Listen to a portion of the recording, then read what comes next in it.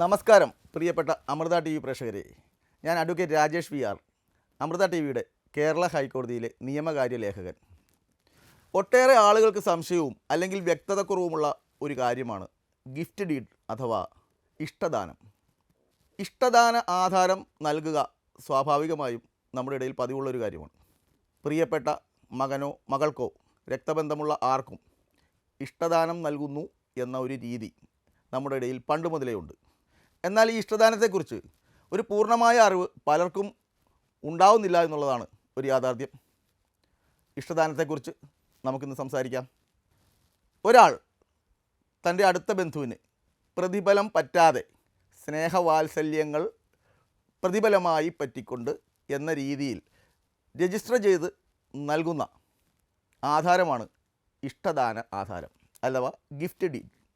Gift deed നൽകുമ്പോൾ ഈ നൽകുന്നയാൾ വാങ്ങുന്നയാളെ അത് അറിയിച്ചിരിക്കണം, അല്ലെങ്കിൽ വാങ്ങുന്നയാൾക്ക് അത് ലഭിച്ചു എന്ന അറിവ് വേണം. അങ്ങനെ ഒരു അറിവ് ലഭിക്കാതെ ഈ വാങ്ങുന്ന ആൾ അല്ലെങ്കിൽ ദാനം ലഭിക്കുന്നയാൾ മരണപ്പെട്ടു പോയാൽ ആ ഇഷ്ടദാനം പ്രാബല്യത്തിൽ വരില്ല എന്നുള്ളതാണ് നിയമം. പലപ്പോഴും ചില വീടുകളിൽ ചില കേസുകളിൽ അങ്ങനെ കണ്ടിട്ടുണ്ട്. അച്ഛനമ്മമാർ ഏതെങ്കിലും മകനോടുള്ള കൂടുതൽ വാത്സല്യം നിമിത്തം മറ്റു മക്കൾ അറിയണമെന്ന് നിർബന്ധമില്ലെങ്കിലും ആരും തന്നെ അറിയാതെ രഹസ്യമായി ഇഷ്ടദാനം എഴുതി രജിസ്റ്റർ ചെയ്ത് വയ്ക്കും. വർഷങ്ങൾക്ക് ശേഷം ഏതെങ്കിലും പെട്ടിയൊക്കെ തപ്പി നോക്കുമ്പോഴായിരിക്കും ഈ ഇഷ്ടദാന ആധാരം കാണുന്നത്. ഉടനെ അതുമായി നേരെ കോടതിയിലേക്ക് പോവുകയാണ്. എന്നാൽ ഈ ഇഷ്ടദാനം എഴുതി നൽകുന്ന ആൾക്കും അത് വാങ്ങുന്നയാൾക്കും ഞാൻ ഈ പറയുന്ന നിയമവശം മനസ്സിലാവുകയാണെങ്കിൽ ഒരുപക്ഷെ ഇഷ്ടദാനത്തെ സംബന്ധിച്ചിട്ടുള്ള കുറേ കേസുകൾ കോടതിയിലെത്താതെ തന്നെ പരിഹരിക്കപ്പെടും. അതുകൊണ്ടാണ് ഈ വിഷയം നിങ്ങളുമായി സംവദിക്കണമെന്ന് ഞാൻ ആഗ്രഹിച്ചത്. ഇഷ്ടദാനം നൽകുന്നയാൾ പ്രധാനമായും ശ്രദ്ധിക്കേണ്ട കാര്യങ്ങൾ: ഒന്ന്, ഇഷ്ടദാനം നൽകുമ്പോൾ പ്രതിഫലം പറ്റരുത് എന്നുള്ളത് തന്നെയാണ്. അപ്പോൾ ഇഷ്ടദാനം നൽകുന്നയാൾ വാങ്ങുന്നയാളോട് അത് അറിയിക്കുകയാണ്: ഞാൻ നിനക്ക് ഈ സ്ഥലവും വീടും അല്ലെങ്കിൽ ഏതെങ്കിലും ഒരു സ്ഥലം ഇഷ്ടദാനമായി നൽകാൻ തീരുമാനിച്ചു. ശരിക്കും അത് വാങ്ങുന്നയാളും ലഭിക്കുന്നയാളും മാത്രം അറിയേണ്ട കാര്യമേ ഉള്ളൂ. അങ്ങനെ ലഭിക്കുന്നയാൾ അത് സ്വീകരിക്കാൻ തയ്യാറാവുന്നു. ആ അറിവ് എനിക്ക് ഇഷ്ടദാനം തരാൻ പോകുന്നു, അത് അച്ഛനാവാം, അമ്മയാവാം, ബന്ധുക്കളാവാം, ആരുമാകാം, ഇഷ്ടദാനം നൽകാൻ പോകുന്നു എന്ന്, രക്തബന്ധമുള്ള ആൾ ഇഷ്ടദാനം നൽകാൻ പോകുന്നു എന്ന അറിവ് ഈ ഇഷ്ടദാനം ലഭിക്കുന്നയാൾക്ക് വേണം. അങ്ങനെ ഒരു അക്സെപ്റ്റൻസ് ഉണ്ടെങ്കിൽ മാത്രമേ ഈ ഇഷ്ടദാനം പ്രാബല്യത്തിൽ വരികയുള്ളൂ. മാത്രം പോരാ, ഈ ഇഷ്ടദാനം രജിസ്റ്റർ ഓഫീസിൽ പോയി രജിസ്റ്റർ ചെയ്ത് ഒരു ഡോക്യുമെൻ്റ് ആക്കുകയും വേണം. ഈ രജിസ്റ്റർ ചെയ്യുന്ന സമയത്ത് നിർബന്ധമായും 2 സാക്ഷികൾ ഇതിലൊപ്പിട്ടിരിക്കണം. ഈ സാക്ഷികൾ കാണുക വേണം ഇഷ്ടദാനം രജിസ്റ്റർ ചെയ്യുവാൻ, അല്ലെങ്കിൽ സാക്ഷികളുടെ ഒപ്പോടുകൂടി വേണം ഇഷ്ടദാനം രജിസ്റ്റർ ചെയ്യുവാൻ. ഈ തരത്തിൽ ഈ 3 കാര്യങ്ങളില്ലെങ്കിൽ ഇഷ്ടദാനം പ്രാബല്യത്തിൽ വരില്ല. കൂടാതെ ഇഷ്ടദാനം ലഭിച്ചയാൾ അത് കൈവശമെടുക്കുകയും ആ സ്ഥലം അല്ലെങ്കിൽ വീട് കൈവശമെടുക്കുകയും അദ്ദേഹത്തിൻ്റെ പേരിൽ കൂട്ടി കരം തീർക്കുകയും അങ്ങനെയുള്ള കാര്യങ്ങൾ ചെയ്യുക. അതാണ് ഈ കൈവശമെടുക്കുക എന്നുകൊണ്ട് ഉദ്ദേശിക്കുന്നത്.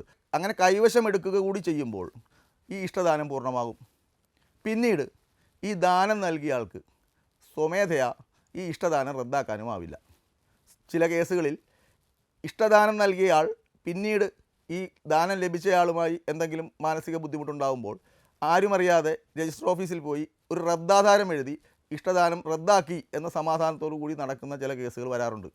എന്നാൽ നിയമം അനുശാസിക്കുന്നത് ഇഷ്ടദാനം നൽകിയ ആൾ യൂണിലാറ്ററലി, അതായത് ലഭിച്ചയാൾ അറിയാതെ അത് റദ്ദാക്കിയാലും അത് റദ്ദാവില്ല, അത് പ്രാബല്യത്തിലുണ്ട് എന്നുള്ളതാണ് വിശ്വാസം അല്ലെങ്കിൽ നിയമപരമായ അവസ്ഥ. അപ്പോൾ ഈ പ്രാബല്യത്തിൽ ഉള്ള ഇഷ്ടദാനം റദ്ദാക്കണമെങ്കിൽ ഇഷ്ടദാനം നൽകിയ ആൾ കോടതിയെ സമീപിക്കുകയാണ് ഉചിതമായ മാർഗം. കോടതിയെ സമീപിച്ച് ഇഷ്ടദാനം റദ്ദാക്കണമെന്ന് ഒരു സ്യൂട്ട് കൊടുത്ത് ഇതിൻ്റെ എതിർഭാഗത്ത് ഇഷ്ടദാനം വാങ്ങിയ ആളെ ചേർക്കുകയാണെങ്കിൽ കോടതി അത് പരിശോധിച്ച് റദ്ദാക്കേണ്ടതാണെങ്കിൽ കോടതി ഉത്തരവിലൂടെ ഇഷ്ടദാനം റദ്ദാക്കും. അല്ലാതെ രജിസ്റ്റർ ഓഫീസിൽ പോയി ലഭിച്ചയാൾ അറിയാതെ റദ്ദാക്കുകയാണെങ്കിൽ പ്രാബല്യത്തിൽ വരില്ല. മറ്റൊരു കാര്യം, ഇഷ്ടദാനം ലഭിച്ചയാൾ ആ ലഭിച്ചു എന്ന് അറിയുന്നതിന് മുമ്പ് ലഭിച്ചയാൾ മരണപ്പെട്ടാൽ, അതായത് ഒരാൾ മകന് അല്ലെങ്കിൽ മകൾക്ക് ഇഷ്ടദാനമായി അദ്ദേഹത്തിൻ്റെ ഭൂമി എഴുതി വച്ചു, ഇതാരോടും പറയുന്നില്ല. ഈ ഇഷ്ടദാനം ലഭിച്ചുവെന്ന് അറിയുന്നതിന് മുമ്പ് ഈ മകൾ മരിച്ചുപോയി അല്ലെങ്കിൽ മകൻ മരിച്ചുപോയി, അപ്പോഴും ഈ ഇഷ്ടദാനം പ്രാബല്യത്തിൽ വന്നതായി കണക്കാക്കപ്പെടില്ല. നിയമപരമായി ആ ഇഷ്ടദാനം ഒരു കടലാസ് മാത്രമാണ്, ഫലത്തിൽ ഇഷ്ടദാനം പ്രാബല്യത്തിൽ വന്നില്ല എന്ന് കണക്കാക്കേണ്ടി വരും. ഇതാണ് ഇഷ്ടദാന ആധാരത്തെക്കുറിച്ച് പറയാനുള്ള ഏറ്റവും പ്രാഥമികമായ കാര്യങ്ങൾ. ഇഷ്ടദാനത്തെക്കുറിച്ച് ഞാനീ പറഞ്ഞ പ്രാഥമികമായ കാര്യങ്ങൾ മനസ്സിലാക്കിയ ശേഷം ഒരാൾ ഇഷ്ടദാനം നൽകുകയാണെങ്കിൽ അത് നൽകിയയാൾക്കും വാങ്ങിയയാൾക്കും ഭാവിയിലുള്ള കോടതി വ്യവഹാരങ്ങളിൽ നിന്നും ഒരുപക്ഷെ രക്ഷപ്പെടാൻ സാധിച്ചേക്കും. പുതിയൊരറിവുമായി ഇനിയും നമുക്ക് വീണ്ടും കാണാം. അതുവരെ നന്ദി, നമസ്കാരം.